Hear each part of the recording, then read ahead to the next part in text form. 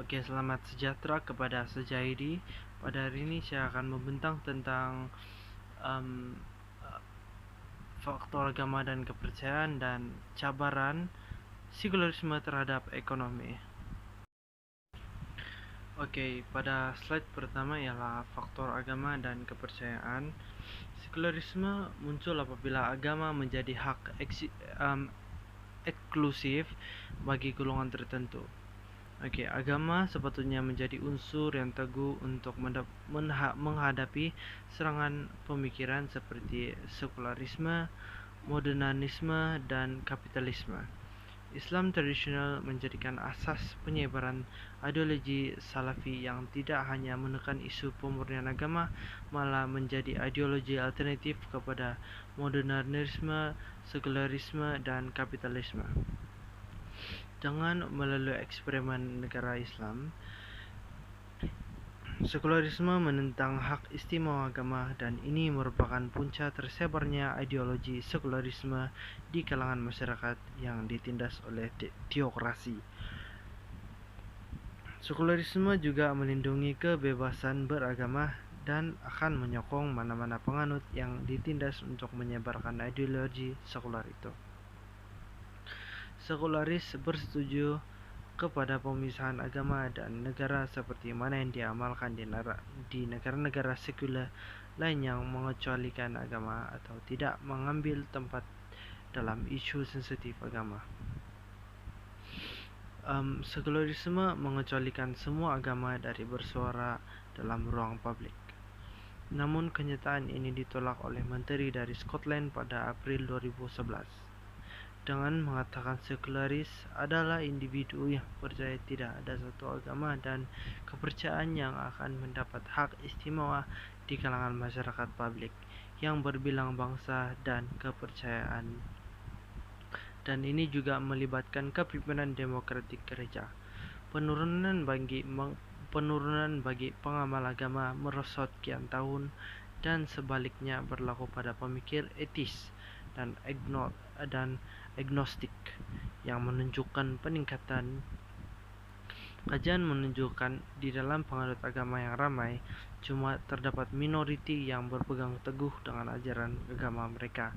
Di samping itu, terdapat penganut agama yang mempunyai pandangan yang jauh dengan ketua agama mereka. Malah terdapat juga memiliki pandangan yang bertentangan dengan ajaran agama mereka. Ini termasuk isu berkenaan trust agama dan etika.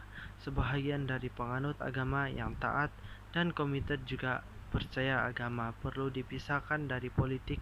Malah pendapat ini dipersetujui oleh beberapa ketua agama yang memandang supaya ketua agama perlu menjauhi polisi kerajaan dalam membuat keputusan. Oke, slide seterusnya ialah cabaran sekularisme terhadap ekonomi. Oke, ajaran sekular yang dipengaruhi oleh sistem kapitalis telah memberi kebebasan sepenuhnya kepada manusia untuk memiliki hartanya, yaitu melalui perniagaan secara bebas tanpa sebarang sekatan atau batasan.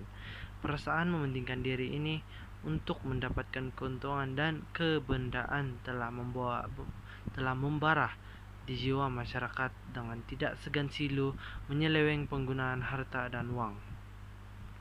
Pahaman materialisme juga meresap dalam diri masyarakat kini.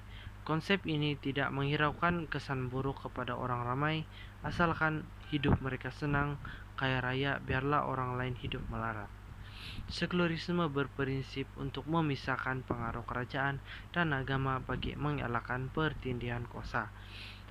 Apabila dilihat dari sudut ekonomi, sekularisme memberikan hak kebebasan kepada manusia untuk memiliki harta secara bebas tanpa sebarang peraturan dan atas keuntungan pribadi semata-mata.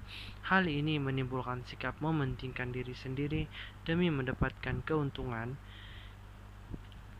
yang lumayan dengan menjalankan perniagaan yang bebas tanpa menghiraukan kesan buruk ke atas orang lain dan mengedepankan nilai-nilai kemanusiaan dalam kehidupan.